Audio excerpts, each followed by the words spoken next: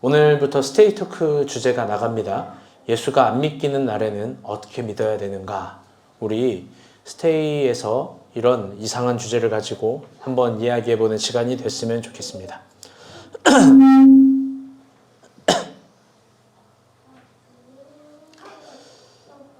이번 주 금요일 저녁에 보통 교회가 회의를 합니다. 금요일 저녁에 회의를 하고 집을 돌아가는데 늦은 시간이었습니다. 새벽이었어요. 그런데 그 새벽에 지원 간사님이 목사님 출출하다 하니까 또 같이 저녁도 먹었는데 팝콘도 그 다음에 튀기고 나초도 튀기고 그리고 또 형주가 사왔던 거라고 했는데 아이스크림도 뭐 있고 그 목사님 먹은 게 그렇게 아까워요? 라고 할 만큼 그래서 같이 뭐 이렇게 뭘 먹었습니다. 근데 사람이 미련해요. 소화제를 저녁 먹고 먹었는데 그걸 또 먹은 거예요. 소화가 되니까. 그러고 나서 회의가 끝났는데 속이 너무 안 좋습니다. 집에 돌아갔어요. 집에 돌아가는 길 주차장도 못 찾아가지고 이 집 저기 끝에 주차를 하는데 저희 집 와보신 분은 알겠지만 골목길이고 오르막길입니다. 올라가는 내내 한 헛구역질 10번 했어요. 왜? 계속 그러고 올라갔습니다. 그런데 저희 집에 이 4층에 어떤 학생이 살아요. 여자 학생이 사는데 그 친구가 연애를 하는데 저희 집 빌라 공동 현관에서 그 새벽 1시쯤인가 그때 거기를 가로막고 아주 진한 애정 행각을 남자친구랑 하고 있는 겁니다. 이 번역한즉 뽀뽀보다는 조금 깊은 거예요. 그거를 공동 현관을 막고 아주 열심히 하고 있는 거예요. 야, 저는 저걸 보면서 이런 생각을 했습니다. 한창 때다. 저들은 지금 얼마나 행복할까? 또 그런 생각을 해보게 되었습니다. 지금 저들은 세상에서 가장 행복한 추억과 시간을 쌓는 중이다. 절대 방해하면 안 되지. 내가 또 배운 사람이니까 가만히 있어야 되겠다. 그래서 저희가 골목 뒤에서 언제 끝나나 하고 기다리고 있었습니다. 근데 보니까 그 뽀뽀보다 깊은 것을 5분이 넘게 기다리는데 계속 하는 거예요. 10분을 기다렸는데도 계속 하는 겁니다. 우리가 본 교회 성도인데 이게 뭔지 모르죠. 그럼 막 그렇게 10분이 넘어가도 계속 합니다. 그러다 보니까 제 생각이 바뀌는 거예요. 어떻게 바뀌냐면 미소가 만약에 우리 집 공동현관 앞에서 남자친구랑 저짓거리를 하고 있으면 어떻게 될까? 갑자기 불편해지기 시작하는 거예요. 마음이 축복하다가 이게 막 가슴이 막 뜨거워지기 시작하는 거예요. 저것들을 당장 막 이런 생각이 드는 겁니다. 상상만 해도 어렵고 만 가지 감정이 교차하는데 저도 피곤하고 더 이상 기다릴 수 없겠다라는데 자연적으로 다시 오버레이트가 올라오는 거예요. 또 헛구역질을 왜 크게 했어요. 그러니까 이제 드디어 그 커플들이 저를 쳐다보는 겁니다. 그래서 이제는 안 되겠다. 15분이 지나가도 계속 하고 있으니까 제가 그래서 저희 공동 현관을 지나서 집으로 올라갔어요. 집으로 이렇게 올라가는데 너무나 미안한 게 뭐냐면 그 애정행각을 하고 있는 공동 현관 앞에서 제가 또 헛구역질을 크게 했어요. 아마 저들은 무슨 생각을 했을까? 아마 이걸 방해한다고 생각하지 않았을까? 사실 미안한 마음이 너무 컸습니다. 이게 실화예요. 그리고 나서 집으로 마냥 올라갔는데 저희 집이 이제 2층 반이거든요. 1층에서 사랑을 하고 있었잖아요. 그 커플들이. 1층에서 하는 소리가 들리는 거예요. 오빠 괜찮아. 저 아저씨 애 아빠야. 우리가 부러워서 그러는 걸 거야. 우리가 부러워서 방해하려고 그러는 걸 거야. 제가 이 얘기를 듣는데 너무 웃겼습니다. 너무 화가 나기도 하고 웃기기도 했어요. 왜냐하면 저는 정말 하나도 안 부럽기 때문에 그래요. 여러분 제가 그런 게 부럽겠습니까? 이 완벽한 오해예요. 제가 그래서 막 축복했어요. 제발 저 커플들이 내일 당장 결혼하기를. 결혼을 해서 한번 같이 살아보기를. 산다는 의미가 뭔지를 깨달아 보기를. 저는 그런 게 정말 안 부럽고 저는 그날 진짜로 걷는 내내 구역질 날 만큼 컨디션이 안 좋았던 거예요. 속이 안 좋은 날. 그런데 생각해 보게 되었습니다. 우리 신앙생활이 저런 거 아닐까? 신앙생활을 하는데 누군가의 어떤 행동이 나를 방해한다라고 생각하는 오해들. 그게 우리는 주관적으로 너무 많이 쌓여 있는 겁니다. 또 어떤 사람의 행동이 나를 미워한다고 생각하는 오해의 조각들. 사실은 그 사람이 아파서 구역질을 하는 거고 굉장히 그날 회의를 많이 해서 그날 어제 지원관생 얘기했는데 그날 우리가 5시간을 회의를 했대요. 하루에 여기서 근무는 6시간을 했는데 나랑 5시간으로 이해한 거야. 할렐루야. 네. 그래서 너무나 피곤한 나머지 구역질을 했는데 저 사람이 나를 미워하는 거 아닌가. 그런 신앙의 오해들. 우리는 어쩌면 그래서 누군가를 괜시리 미워하게 되고 괜시리 그 사람을 거부하게 되는 그런 오해들을 우리가 갖고 있는 거 아닐까.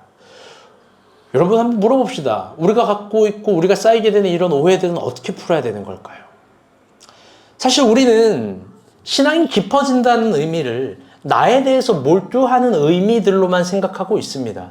그러나 어쩌면 신앙이 깊어진다는 의미는 나에게 몰두하는 게 아니라 타인을 향해서 더 많은 시간과 공간과 시각을 넓히는 겁니다. 그럼 한번 물어볼게요. 우리는 어떻게 타인을 향한 이해와 사랑의 시선을 더 소유할 수 있을까? 이번 주 큐티도 녹아복음이었습니다. 다들 어떠셨는지요? 우리가 볼 때 각 복음서들은 물리적인 시간의 흐름에 따라 기록되어 있을 거라고 생각합니다. 그쵸? 그런데 생각해보면 복음서를 섬세하게 보면 꼭 그렇지만은 않습니다.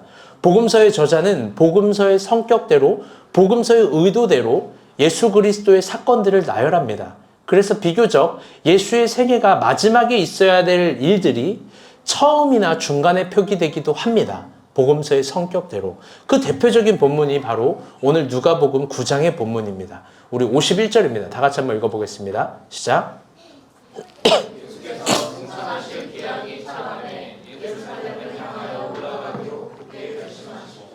아멘. 오늘 본문을 보게 되면요, 예수님이 승천할 기약이 거의 다가왔다고 합니다. 그런데 조금 이상한 게 승천할 기약이 다가왔기 때문에 예루살렘으로 올라가는 것처럼 생각이 들기도 합니다. 그리고 그 결심을 아주 굳은 결심, 그렇게 본문은 표현합니다. 이게 헬라어로요, 스테리조라는 단어인데요. 이거는 법정 용어입니다.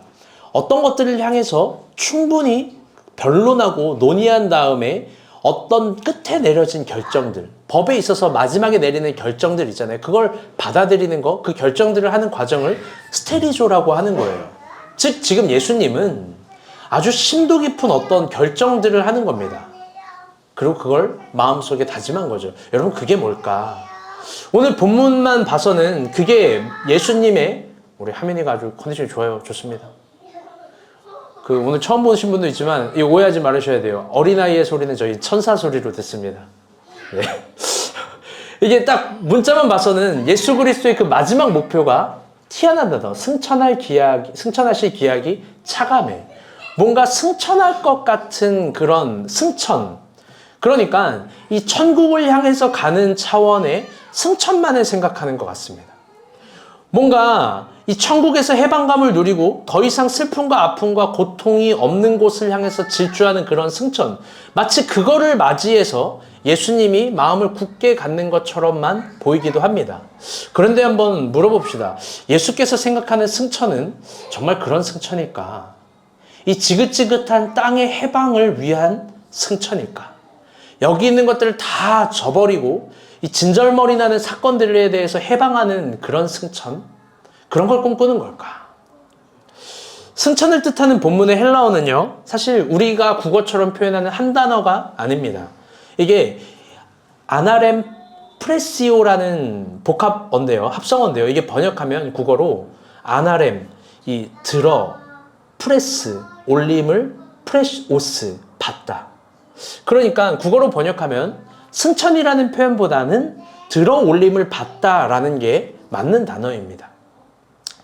누가복음 말미에는 물론 예수 그리스도께서 승천했다고 유일하게 사복음서에서 나옵니다. 그러나 다른 사복음서를 보게 되면 예수 그리스도가 예루살렘을 향해서 굳게 결심하는 그 지점을 뭐로 표현하냐? 다시 따라볼게요. 십자가로 표현합니다. 그렇게 어쩌면 이 아나렘 프레시오라는 건 들어 플러스 올림 플러스 받다, 들어 올림을 받다라는 건 십자가를 의미할 수도 있습니다. 왜냐하면 십자가도 땅에서 들어올림을 받는 행위이기 때문입니다. 즉 예수님은 십자가를 통해서 땅으로 들어올림을 받는 시간을 본문에서는 깊게 상고하고 새겨보는 겁니다. 그게 어떤 건지. 그것은 이 땅의 것들을 회피하거나 해방하려고 하는 승천이 아닙니다. 오히려 하나님이 주신 모든 고난의 시간을 피하지 않고 받아들이는 거죠. 예수님은 지금 그 굳은 결심으로 예루살렘을 가는 겁니다. 그 결심 이후에는 예수 그리스도의 사역도 바뀝니다. 예수님의 사역이 더 이상 기적이나 치유나 예언이나 환상을 가지 않고요. 예수님의 사역이 십자가를 집중할 때는 무조건 제자도를 향합니다. 십자가를 결심한 예수의 사역은 제자들 12명에게만 온전히 집중합니다. 그리고 제자들에게 진정한 제자도를 알려주는데 예수를 따라가서 환영을 받고 축복을 받고 영광을 받고 사람들에게 박수를 받는 그런 치유와 환상과 기적의 삶이 아니라 정반대의 삶을 보여주는 거예요. 그건 뭐냐? 하나님을 따름으로 인해 얻게 되는 고난과 아픔과 고독, 이걸 다시 하나님의 뜻으로 어떻게 받아들이는가? 하나님의 뜻을 따름으로 갖게 되는 고난, 아픔, 슬픔, 고독, 이해되지 않음을 다시 어떻게 하나님의 뜻으로 받아들이는가? 예수 그리스도는 그걸 제자들에게 제자도로서 사실 알려주고 싶었던 겁니다. 그래서 마태복음은 그걸 한 단어로 자기 부인이라고 얘기했던 거예요. 예수님에겐 그게 십자가입니다. 그런데 오늘 누가복음은 그 예수 그리스도의 십자가의 제자도를 보여주기 위해서 이동을 시킵니다. 현장 학습을 시켜요. 그게 어디냐면 바로 사마리아입니다. 오늘 본문 52절, 53절 봅시다. 시작.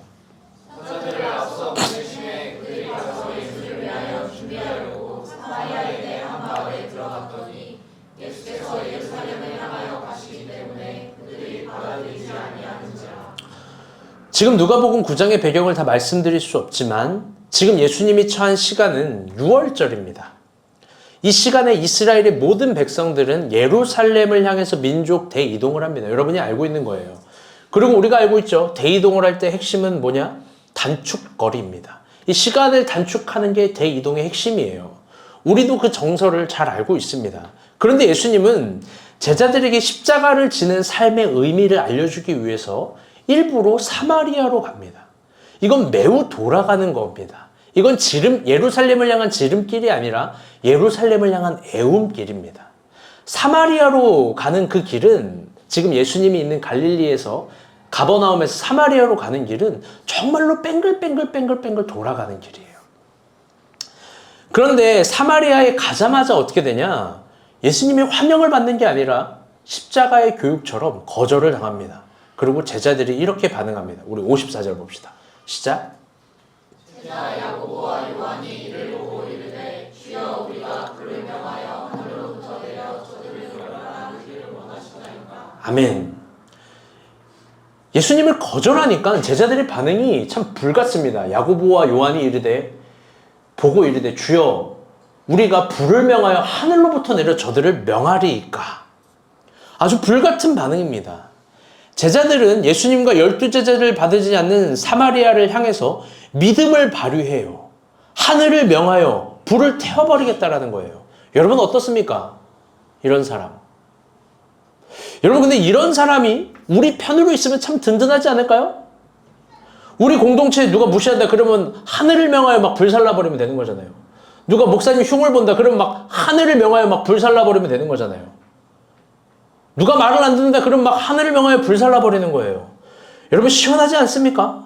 남자답지 않습니까? 저도 예전엔 이런 것이 멋진 거라고 생각했어요. 이런 것이 멋진 신앙에 절대로 회피하지 않는 태도라고 생각했어요. 그러나 십자가를 지는 태도는 그런 게 아닌 거예요. 사실 여기서 참으로 여러 가지 생각할 수 있는 지점이 있습니다. 그건 제자들의 믿음 사용법입니다. 사복음서에서요, 예수님이 제자들에게 믿음을 사용해야 될 부분들을 직접 직면하게 합니다. 그런데 그때는 정작 믿음을 사용해야 되고 제자들의 믿음을 발휘해야 되는 그 지점에는 믿음을 발휘하지 않아요. 한 조각의 믿음의 언어도 쓰지 않고 오히려 침묵하고 냉담합니다. 그런데 희한하게 누군가를 미워하고 누군가를 증오하고 혐오할 땐 하나님 뜻 하늘의 기준을 운운하는 거예요. 그리고 믿음의 언어를 사용하는 거예요. 하늘을 명하여 불을 태워 저들을 죽여주세요. 여러분, 근데 이게 우리의 모습은 아닐런지요. 우리가 신앙생활을 하다가 우리랑 조금 다른 사람이 있다면, 오해가 풀리지 않는 그 사람들이 있다면, 혹은 그 사람을 향해서 그 사람의 관점에서 생각하기보다 하늘을 내려서 하나님 기준으로 불을 살아서 막 명해버리려고 하는 거예요. 우리가 정작 믿음을 사용해야 되는 그 지점에선 믿음의 언어와 믿음의 태도는 거세하고, 남을 미워하고 죽이려는 곳에서는 하나님을 찾는 거 아닌지 우리 돌이켜 봐야 됩니다. 우리 가운데 있는 기준은 십자가를 지는 최고조의 신앙, 최절정의 신앙엔 그걸 들이대서는 안 되는 거예요. 오늘 예수님의 대답을 들어봅시다. 55절입니다. 시작. 예수께서 돌아보시며 꾸짖으시고. 이게 참 아린 말씀입니다. 우리 빨간색 글씨 한번 읽어볼게요. 시작. 예수님께서 쓰는 마태복음을 보게 되면요, 스톱이 없어요. 항상 가라. 마찬가지로 예수님이 누가복음을 보고 사복음서를 다 뒤져도 뒤돌아보시더라가 딱 2번 있어요. 그게 누구냐면, 하나 이 어떤 여인을 향해서 있는 거고, 또 하나는 지금 이 제자들을 향해서 꾸짖으실 때예요. 예수님이 그때 뒤돌아보시면서 꾸짖는 거예요. 왜? 야고보와 요한의 언어에는 예수 그리스도께서 알려주는 마음이 없기 때문인 겁니다. 지금 십자가를 지게 하려고 하는 그 예수의 의도를 모르는 겁니다. 그렇다면 여기서 한번 우리 진지해져 봅시다. 여러분, 예수의 마음은 도대체 뭘까요? 거절당하는 사마리아 사람, 아니죠. 사마리아 사람들에게 거절당할 때, 그럼 예수의 마음은 무슨 AI처럼 스마일 하고 웃고 항상 괜찮아요 고객님, 여러분 이런 게 그러면 예수님의 뜻일까? 항상 웃고 당신을 사랑합니다, 그럴 수도 있죠, 당신을 이해합니다, 그렇게 말하는 게 예수님의 뜻일까? 여러분, 하나님은 그렇게 유치한 분이 아니에요.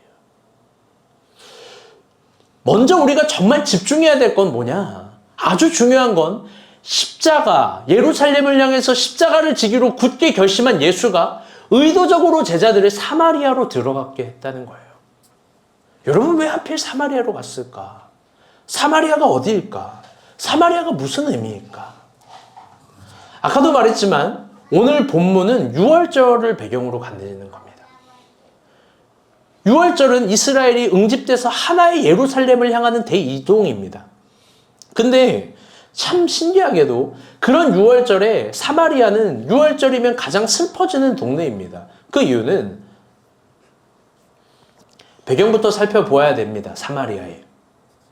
사마리아는 원래 어떤 나라냐면요, 주전 773년에 북이스라엘의 오므리 왕조가 세운 성읍입니다. 이 오므리 왕은 이스라엘의 가장 악한 왕 아합과 동등한 최악의 왕이에요. 그 최악의 왕이 사마리아를 성읍으로 건설했습니다. 그리고 사마리아를 성읍으로 건설한 후에 남유다와 북이스라엘이 있잖아요. 여러분 다 알잖아요. 북이스라엘의 수도로 사마리아를 세웠어요. 그러면서 참 재미있는 현상이 일어났는데, 이스라엘은 늘 전통성을 남유다가 논하는데, 그 남유다가 너네 마침 잘 걸렸다 하고 정치적 레토릭을 형성해서 북이스라엘의 수도인 사마리아를 비정통성, 버림받음, 저주, 더러움으로 이스라엘의 보편 서민들에게 각인시킨 거예요. 남유다는 그걸 각고의 노력으로 가능하게 한 거예요. 원래는 한 예배당에서 6월절에는 예배드리기로 했었거든요. 그런데 그러지 않게 한 거예요. 그게 그 대표적인 장치가 정치적 6월절이에요.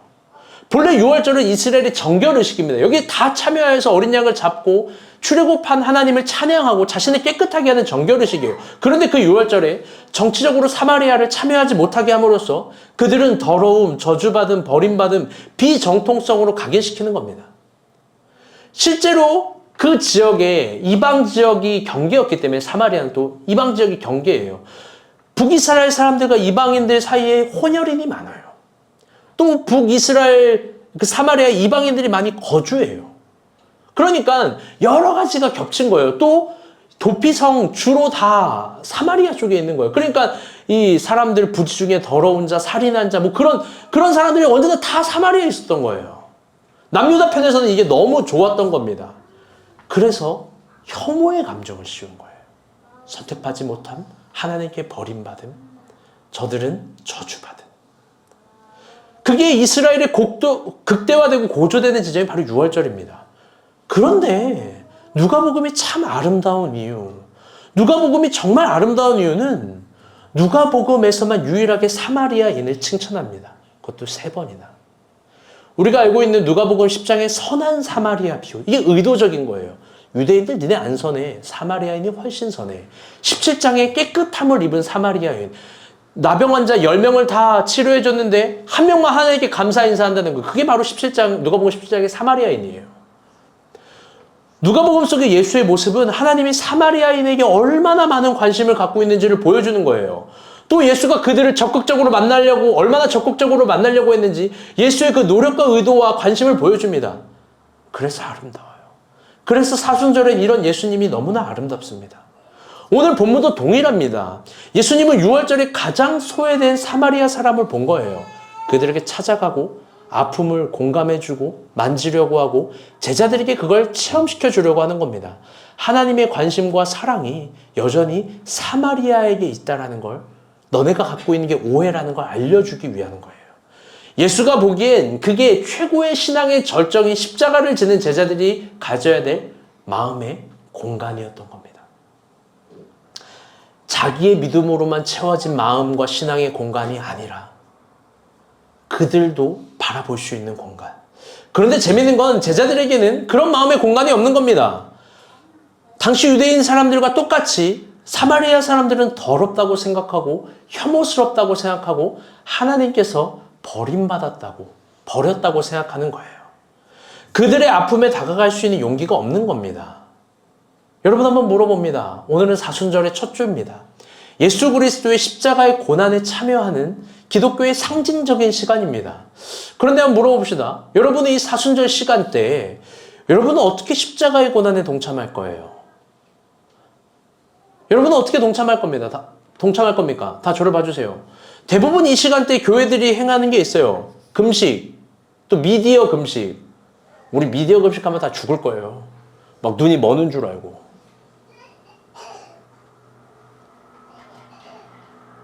그리고 개인 경건 생활의 극대화, 어떤 그런 행위를 지킴, 뭐 다 좋습니다. 사실 좋아요. 의미로 새길 수 있죠. 그런데 한번 이렇게 얘기해 볼게요.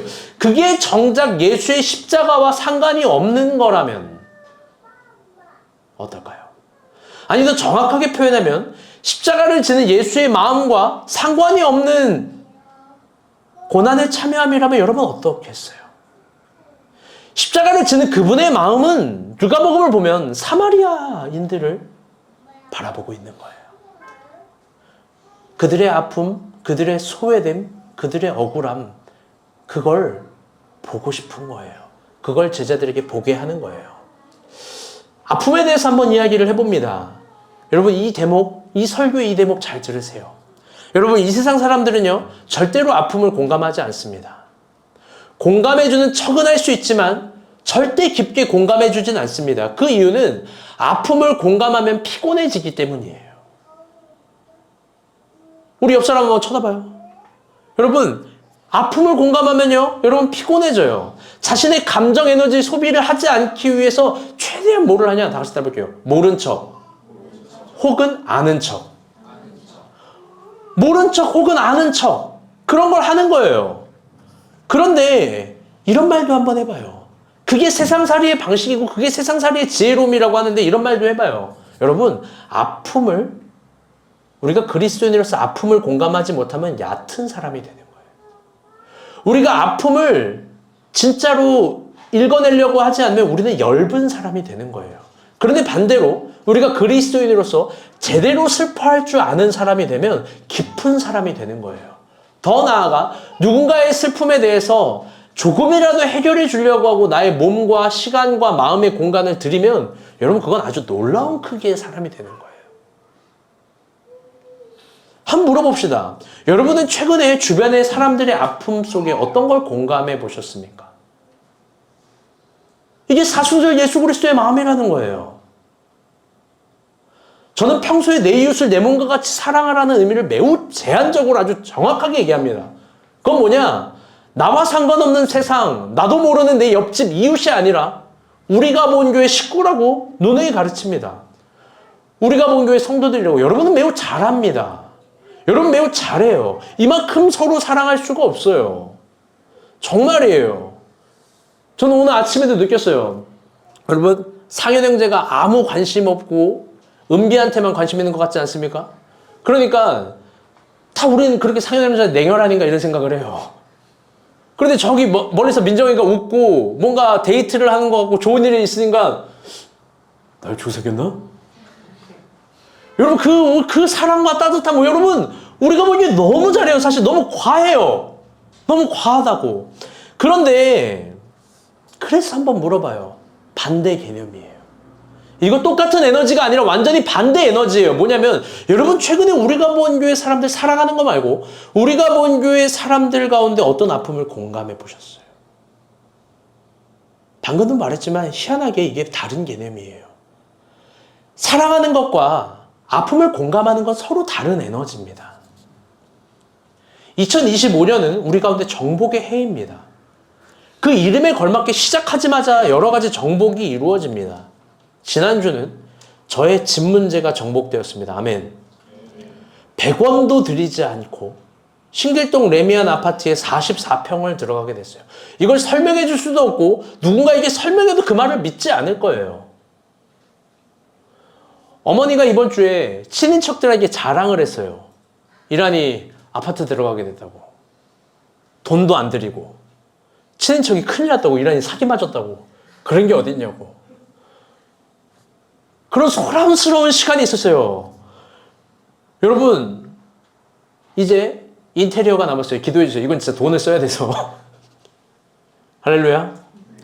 저는 집을 정복했습니다. 여러분 지난주는요 크썸 주간이었습니다. 국민일보 1면에 나오고 할렐루야. 크만추 방송 메인 게스트로 나왔습니다. 아멘. 박수. 여러분 보셨나요? 저 한 10번 봤어요. 언어가 주옥 같습니다. 외모는 MC보다 예쁜데 말은 실력은 또 MC보다 훨씬 월등하게 잘합니다. 전 그걸 보면서 생각했습니다. 아, 윤희는 말 한마디 잘못했다가 싸우면 죽어도 못 이기겠구나.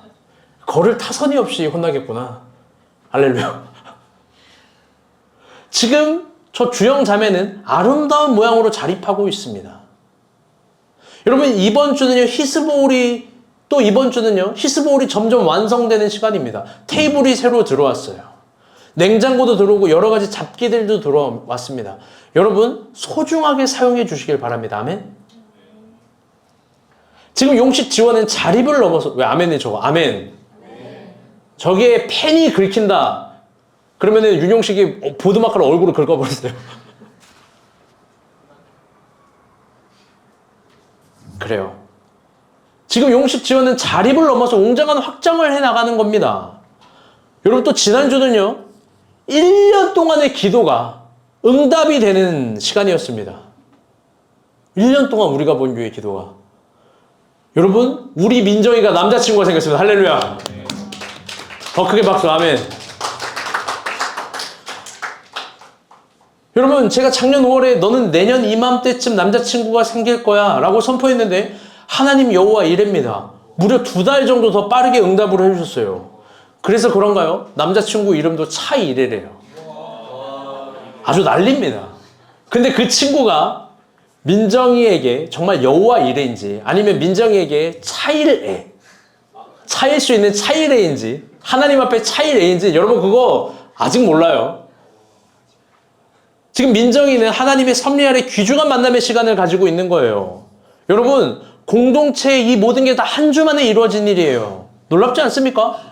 사실 더 많아요. 우리 빛나 소식도 있어야 전하고 싶은데 못 전하겠고 뭐 진짜 정복회처럼 계속해서 성큼성큼 정복이 됩니다. 아주 좋습니다. 모두 파티 분위기예요. 함께 축복해주고 서로를 향한 사랑과 응원들이 아주 가득합니다. 우리 다시 한번 서로를 향해서 박수 쳐볼게요. 너무너무 좋습니다.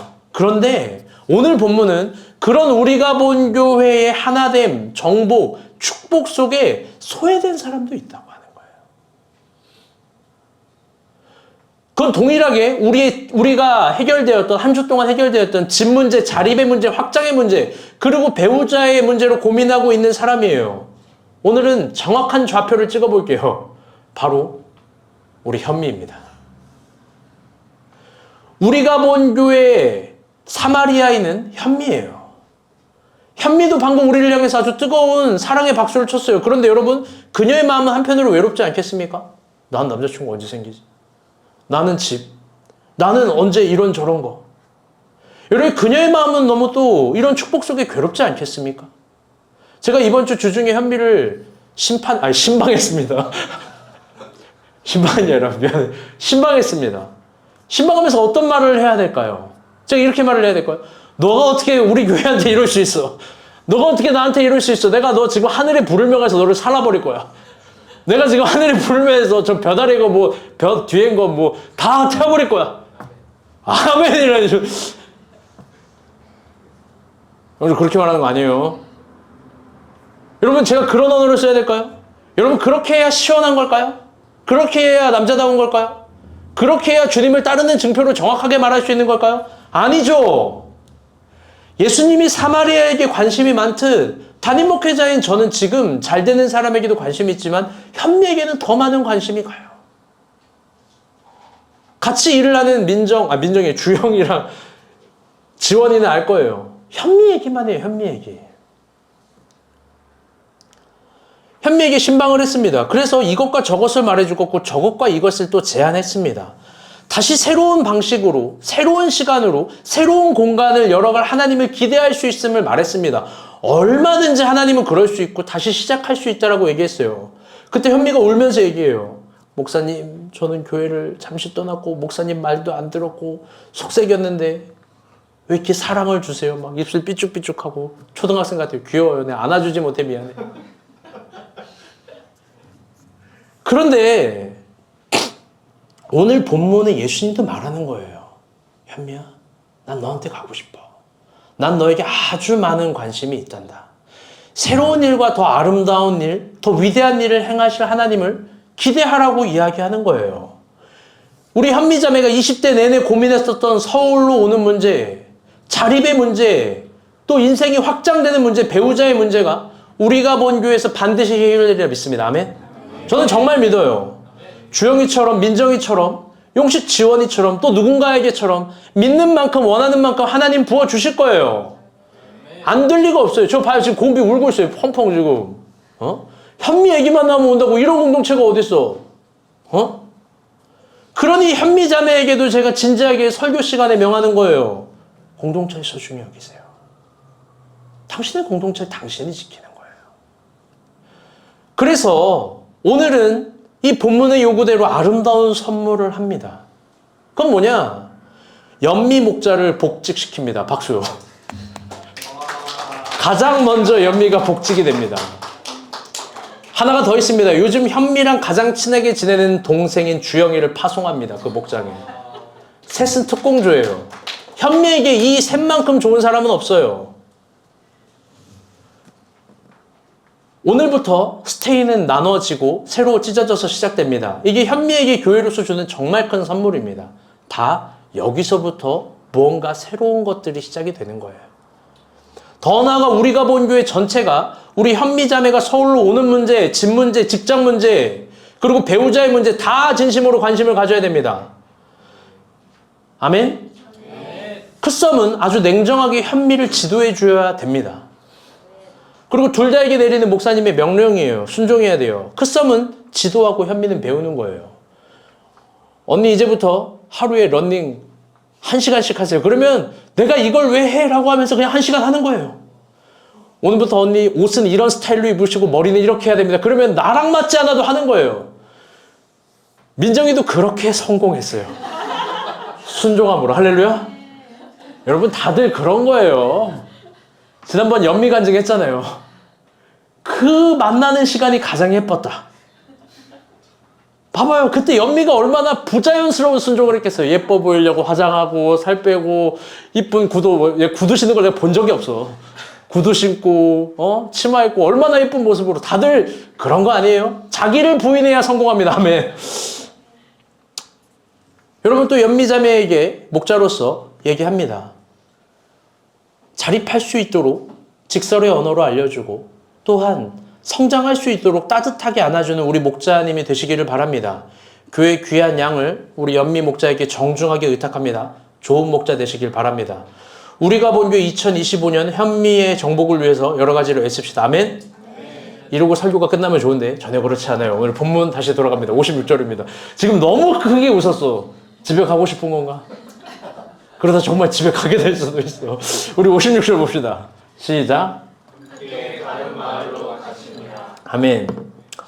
사마리아를 떠난 예수님은 제자들을 꾸짖어준 후 다른 마을로 갔다고 합니다. 근데 그 다른 마을이 어딘지는 나오지 않지만 일부 성서학자들은 56절에 그 다른 마을이 사마리아를 떠난 다른 지역이 아니라 사마리아 안에 있는 다른 마을이라고 해석합니다. 저 역시 여기에 동의합니다.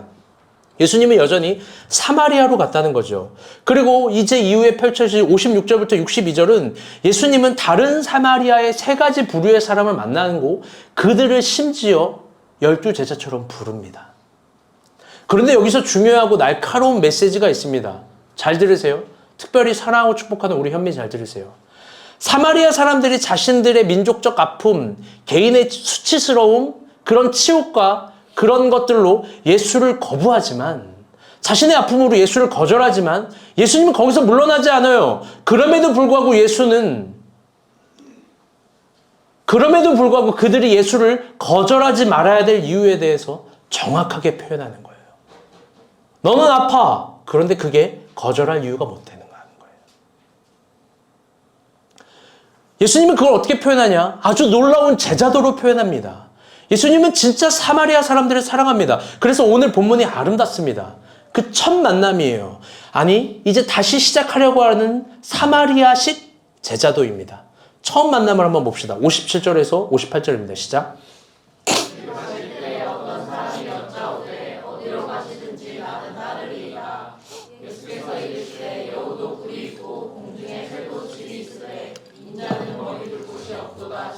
아멘. 우리는 이 사람에 대한 정보가 부족합니다. 그래서 이 사람이 예수를 향해서 매우 순수하고 아름다운 마음으로 어디로 가는지 나는 따르리이다. 이게 12제자도 못하는 고백을 한 거예요. 여러분 이런 고백하면 좋은 거 아니겠습니까? 어디로 가든지 나는 따르겠습니다. 그런데 예수님은요 다른 게 보였나 봐요. 그건 뭐냐? 이 사람이 예수님을 따르는 이유가 보였던 거예요. 그건 결론적으로 어떤 거냐면 자신의 머리 둘 곳을 위해서예요. 그래서 예수님이 이렇게 대답하는 거예요. 58절 다시 읽어보겠습니다. 시작. 예수께서 이르시되 여우도 굴이 있고 공중에 새도 집이 있으되 인자는 머리 둘 곳이 없도다 하시고. 아멘. 예수님은 새로움을 시작하려고 하는 어떤 사마리아 사람이 당신을 따르려고 할 때 그 마음에 욕망이 있을 수 있습니다. 그 마음에 희망도 있을 수 있습니다. 그걸 거절하려고 하는 건 아니지만 잘 들어보세요. 그게 예수의 제자가 되고 새로운 삶을 살아가는 방식이 될 때 그걸 거부하는 거예요. 예수님은 그런 신앙을 담보한 욕망적 거래를 언제나 거절합니다. 오히려 그 사람에게 진짜 제자가 되는 삶을 얘기해 주는 거예요. 그건 머리 둘 곳을 개의치 않는 삶이에요. 사실 이 말은 너무나 슬픕니다. 왜 그러냐? 1세기 유대교에서 머리 둘 곳이 없다는 의미는 가장 낮은 사람의 사회적 대우를 얘기하는 거예요. 가장 낮은 사람의 사회적 대우.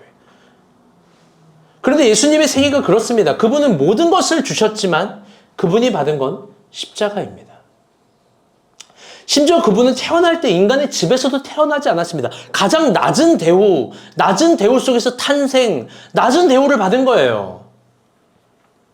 여러분에게 진지하게 물어봅니다. 사순절 첫 주, 무언가를 새로 시작하려고 하는 사람들에게. 만약 여러분이 예수를 따라가는 것이 사회적 대우를 보장받지 못하는 삶이라고 할지라도 그분이 부르면 정말 따라갑니까? 근데 그게 그분이 새로움을 주는 방식이라면 정말 믿고 따라가겠습니까? 두 번째 제자도입니다. 59절부터 60절입니다. 시작. 또 다른 사람에게 나를 따르라 하시니 그가 이르되 나로 먼저 가서 내 아버지를 장사하게 허락하옵소서. 이르시되 죽은 자들로 자기의 죽은 자들을 장사하게 하고 너는 가서 하나님의 나라를 전파하라 하시고. 아멘. 이번에는 예수님이 직접적으로 어떤 사람을 부릅니다. 그런데 그 사람이 너무 상식적인 이야기를 합니다. 아버지의 장례를 허락해 주세요.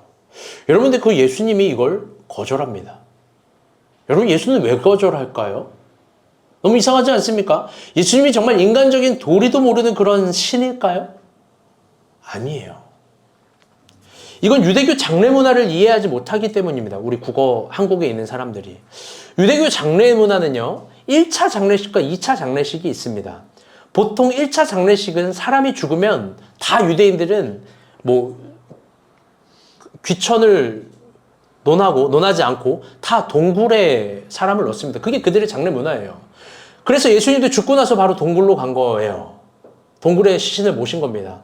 근데 좀 정확히 표현하면 그게 아니죠. 아무도 그걸 못했죠. 12제자도 그걸 못해서 아리마대 요새 사람이 자신의 모든 걸 걸고 한 거예요. 1차 장례를 해주려고. 그러고 나서 어쨌든 그게 아름다운 신앙입니다. 그러고 나서 1년이 지나면 몸은 부패하고 유골만 남습니다. 그게 바로 2차 장례입니다. 유골을 수습해서 유골함에 넣어주는 거. 그게 유대교의 2차 장례예요. 그런데 이때 중요한 게 뭐냐면 시간입니다. 1차 장례와 2차 장례에는 반드시 1년이라는 시간을 지나게 되어 있어요. 근데 그 1차 장례와 2차 장례가 있는 1년이라는 시간 동안에 유가족들은 반드시 해결해야 될 문제가 있습니다. 이거 역시 귀촌을 논하지 않아도 동일한 겁니다. 그건 뭐냐면 유산 상속의 문제예요. 대부분 유대교는 우리나라 유교랑 조금 비슷한 것 같아요. 첫째 장자가 90% 이상의 아버지의 재산을 가져오게 됩니다. 그리고 나머지 10%를 당시 유대교 사람들이 한 형제가 평균 6명에서 10명인데 이 10%를 6명, 10명에서 나눠 갖는 거예요. 그때 유산을 조금밖에 상속받지 못하는 차남들, 형제들을 사회적 언어로 뭐라고 표현했냐? 죽은 자들이라고 표현했어요. 이게 헬라어로는요, 네크로스예요. 네크로스. 다시 본문을 보게 되면요, 예수님의 부르심을 받은 사람은 자신의 아버지의 장사를 허락해달라고 합니다. 그게 뭐냐면 1차 장례와 2차 장례 사이에 있는 1년을 기다려달라는 거예요. 그래서 본문에 헬라어엔 시제가 있어요. 파르테 답토 에피크 레포. 이게 뭐냐면요, 장례가 끝날 때까지 나를 기다려주세요 라는 겁니다. 그 이유는 1차 장례와 2차 장례 사이에 있는 재산 상속을 받아야 되기 때문에 그래요. 그런데 예수님이 이렇게 얘기합니다. 그에게 대답해요. 기다려달라는 그에게. 조금 상속을 받는 너네 차남들, 죽은 자들, 네크로스들이 너네 아버지 장례를 해결하게 해. 이게 무슨 말이냐면요, 지금 이걸 요청하는 이 사람은 아버지에게 상속을 아주 많이 받는 첫째인 거예요. 그럼 본문에 지금 시간이 없어서 더 깊게 파헤쳐주지 못하지만 상속을 많이 받는 사람일 거예요. 이 문제를 정확히 인식하고 있으니까. 그런데 그 사람에게 그 거대한 유산을 포기하고 지금 예수를 따르라고 얘기합니다. 왜요? 왜? 1년 기다렸다가 재산도 다 갖고 따르면 좋잖아요. 그게 상식적인 거잖아요. 그게 합리적인 거잖아요. 그런데 예수님은 그 시간은 나의 시간이 아니라고 대답하는 거예요. 그건 너의 시간이지. 예수의 부름을 이해할 때, 제자도를 이해할 때 중요한 게 있습니다. 그건 나의 시간을 가지고 따르는 게 아니라 주님이 나를 부른 시간에 내가 따르는 겁니다. 아픔이 많아서 혹은 버릴 것이 재산이 많아서 예수를 거절하는 사마리아인에게 예수는 더 중요한 시간, 더 중요한 제자도가 있는 걸 알려주는 거예요. 그건 예수의 부름이에요. 그걸 거절할 수 없다는 거예요. 사순절을 시작하는 여러분에게 또 물어봅니다. 여러분은 이 상속받은 첫째라면, 상속을 많이 받을 수 있는 첫째라면 여러분 모든 것을 포기하고 지금 예수를 따라갈 수 있습니까? 진짜로? 다들 합리적인 관점에서 예수님 따라가려고 하는 거 아닌가요? 새롭게 살고 싶다면서? 마지막 부름입니다. 61절부터 62절입니다. 시작.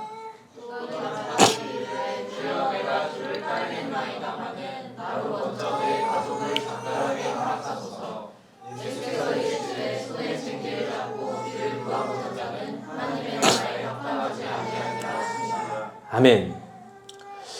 어떤 사람이 이번에는 예수를 직접 따르겠다고 합니다. 그런데 또 전제를 둡니다. 나로 먼저 가족에게 작별 인사를 하게 해주세요. 여러분, 이건 더 쉬운 차원의 상식이잖아요. 내가 예수님을 따르는데 내 가족들에게 작별 인사 할 수 있잖아요. 그쵸? 이거 안 하면 소위 후레 쌍놈이잖아요. 그런데 여러분이 볼 때 제가 봐도 이 너무나 당연한 인사, 예수님의 대답이 특이합니다. 이렇게 대답하는 거예요. 62절입니다. 다시 한번 읽어볼게요. 시작. 예수께서 예수의 손에 진리를 잡고 뒤를 돌아보는 자는 하나님의 나라에 합당하지 아니하리라 하시니라. 아멘. 지금 이 짧은 본문에도 이 사람에 대한 정보가 부족합니다. 그런데 예수님의 대답으로 이 사람의 정보를 알 수 있습니다. 당시 팔레스타인의 쟁기질은요, 우리가 생각하는 쟁기질과 다릅니다. 우리가 생각하는 쟁기질은 밭에 고랑을 파고 거기에 씨앗을 심고 그리고 조금 더 나간다면 쟁기질보다 조금 더 나간 행위는 물을 주는 거죠. 그런데 팔레스타인의 쟁기질은 다릅니다. 밭이 아니라 황무지에서 돌을 뽑아내는 행위가 쟁기질이에요. 그들은 기름지고 고운 흙이 별로 없어요. 즉 그들에게 있어서 쟁기질은 씨앗을 심는 행위가 아니라 터전을 개간하는 행위예요. 이건 생존의 의미입니다. 잘 모르겠지만 지금 예수를 따라가려고 하는 사람은 자기의 삶을 개간하고 싶은 거예요. 자기의 삶을 새롭게 자기 가운데 있는 이 돌멩이를 빼버리고 싶은 거예요. 그래서 예수님이 얘기하는 거예요. 손에 쟁기를 잡고 뒤를 돌아보는 자는 하나님 나라에 합당하지 않다. 참으로 재미있게도 시간관계상 모든 본문을 찾아주면서 얘기할 수 없지만 이스라엘 백성들이 출애굽할 때도 동일합니다. 출애굽할 때는 그나마 괜찮았습니다. 광야에 있을 때 조금 불평이 있었지만 괜찮았습니다. 그런데 막상 가나안 그 땅, 지금 예수님이 있는 팔레스타인 저 땅에 오니까 너무나 역설적으로 이상하게 저 거친 땅을 만나니까 애굽을 그리워하는 거예요. 왜요? 애굽은 고운 흙이고 식물이 나고 먹기에 살기 좋으니까요. 그래서 1세기의 문학가 헤시도우스는 일과 날이라는 노래에서 1세기 팔레스타인 노래를 이렇게 소개해요. 손에 쟁기를 잡고 돌을 빼려 할 땐 친구를 그리워하면 안 된다. 그만큼 새로운 삶에 대한 개간이 힘들다는 거죠. 즉 예수님은요, 마지막 가족들에게 작별 인사를 하려는 사람에게 거절한 게 아니라 경고한 거예요. 이건 경고입니다. 뭐냐? 너가 새로운 삶을 개간하기를 원해? 새롭게 살기를 원해? 그러면 뒤돌아보서 가족을 그리워하는 거, 또 가족의 부름, 또 가족의 요구대로 사는 거 아니야. 하나님 나라는, 새롭게 시작할 수 있는 하나님 나라는 앞만 보고 가는 거야. 이게 세 번째 제자도입니다. 제가 윤동주의 시 중에서 서시만큼 좋아하는 시가 있습니다. 이게 두 번째로 좋아하는 시예요. 그건 내일은 없다라는 시예요. 부제가 어린 마음의 물음인데 내일은 없다, 어린 마음의 물음이에요. 이 시가 참 아름다워요. 제가 읽어드릴게요. 내일 하기에 물었더니 밤을 자고 동이 틀 때의 내일이라고 새날을 찾던 나는 잠을 자고 돌아보니 그때는 내일이 아니라 오늘이더라. 물이여 동무여 내일은 없나니. 여러분 이게 무슨 말인지 이해가 안 되시죠? 이해돼요? 제가 편하게 풀어드릴게요. 잘 보세요. 시인은 내일을 향해 꿈을 꾸고 새날을 향해서 꿈을 꾸고 매일 그렇게 새로운 날을 꿈을 꾸고 잠들었는데 자고 일어나 보니까 내일이 아니라 오늘이라는 거예요. 새날을 꿈꿨는데 그 꿈으로 잠을 들고 그 희망으로 잠을 들었는데 일어나 보니까 오늘이라는 거예요. 그래서 동무여 물이여 내일은 없나니. 아름다운 시입니다. 지독히도 오늘을 긍정한 사람이에요. 저는 윤동주 시인이 이야기하는 이 인생에 대해서 그리고 오늘이라는 의미에 대해서 아주 매우 긍정합니다. 저를 잘 아실 거예요. 그건 미래적 내일을 부정하는 오늘의 소중함이에요.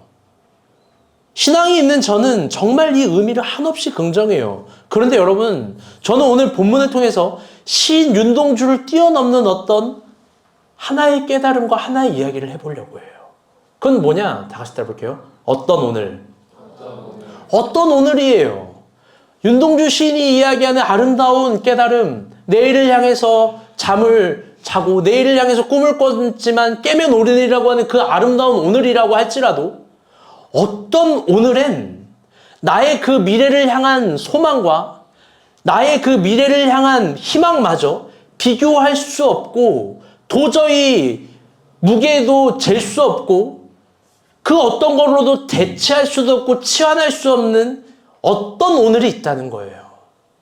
그 어떤 오늘은 나의 소망을 부정하고 과거의 절망을 부인할 만큼 유의미한 의미로 위대한 의미로 오는 날이 있어요. 그게 어떤 의미냐? 어떤 오늘이냐? 다 같이 따라볼게요.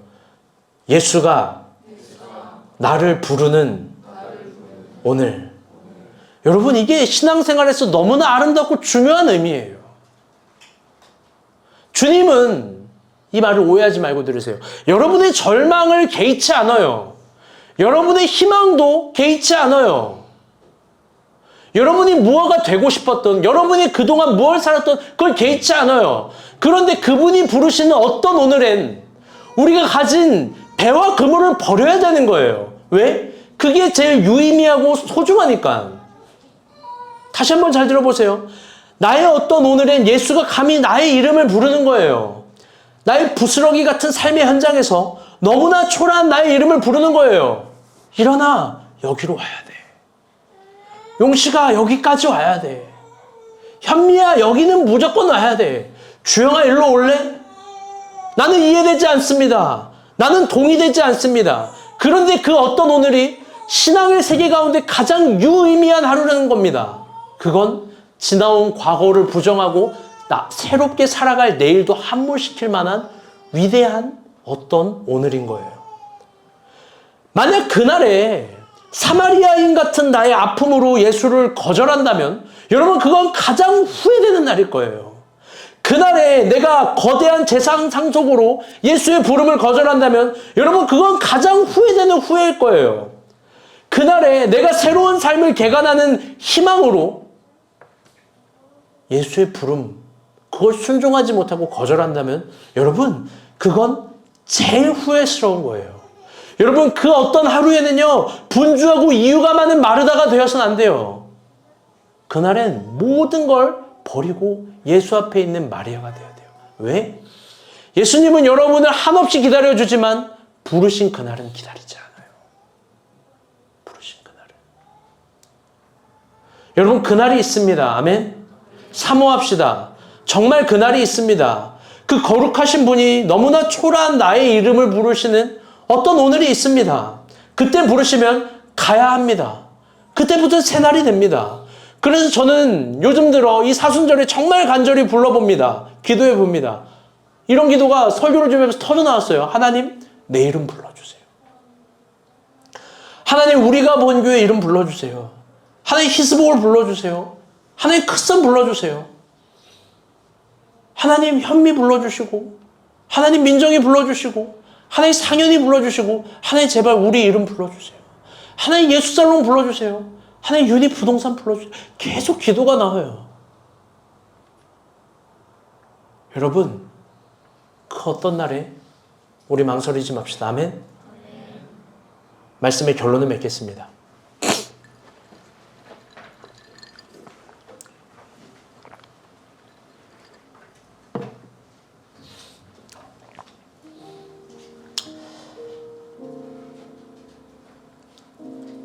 여러분, 한 주 동안 많은 일들이 있었습니다.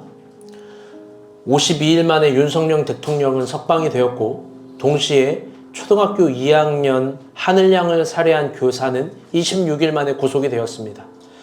젤렌스키는 미국을 향해서 다시 외교를 시도하지만 미국은 젤렌스키를 향해서 절교를 선언했습니다. 그리고 미국은 한국을 향해서 굳건한 한미 동맹을 이번 주에 말하기도 했지만 기존보다 4배 높은 관세를 적용하기도 했습니다. 이제 아시아에서 가장 높은 관세 적용 국가가 우리나라가 된 거예요.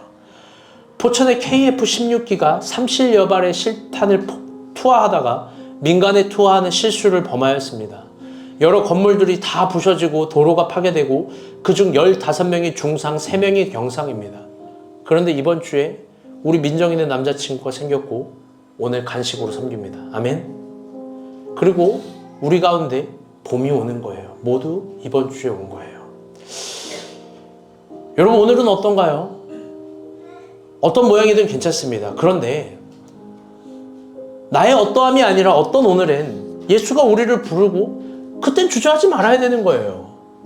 그걸 아름다운 언어인, 신적 계시의 언어인 전 순종으로 표현하고 싶습니다. 그날엔 순종하는 거예요. 그땐 주저하지 말고 그분께 나아가고 그분께 순종하는 거예요. 저는 그 부르심 있는 날이 중요한 얘기하는 거예요. 5월 말에 있는 우리가 본 교회 선교라고 선포합니다. 지금 진심으로 선포합니다. 여러분, 선교 가세요. 그날을 준비하면서 선교 가세요. 다른 날 없어요. 제가 볼 때 그날이 어떤 그날이에요. 주님이 우리를 부르는 날이에요. 물론 여러분, 극단적인 얘기하는 거 아니에요. 학렬형제 지금 학생들 다 갖다 버리고 오라는 소리 아니에요. 이미 스케줄이 정해진 거 알고 있어요. 그런데 최대한으로 노력할 수 있는 사람은 정말 최대한으로 노력해봐요. 내가 이 정도 잠깐 버릴 수 있겠다는 사람 버려봐요. 그날 그 이후에 뭐가 일어날지 여러분은 어떻게 알아요? 혹은 이런 반문을 가는지도 모르겠어요. 그럼 선교가 미신입니까? 아니요. 그건 너무 바보 같은 말이에요. 사랑하는 여러분, 어떤 그날을 진짜로 사모한다면 우리가 본 교회 5월 말에 선교 가는 그 시간을 진짜 우리의 날로 새기고 선포해 주셨으면 좋겠습니다. 아멘. 마지막 부르심을 갖습니다. 우리 주영자매 앞으로 나와주세요. 이 사전에 뭐 얘기된 것도 아니에요. 오늘 옷을 예쁘게 입고 온 게 상담 있어서 예쁘게 입고 온 거래요. 맞아요? 네. 평일에는 맨날 추리닝만 입고요. 왜 불렀냐면 여러분, 이제부터 본격적으로 교회 내 선교를 준비합니다.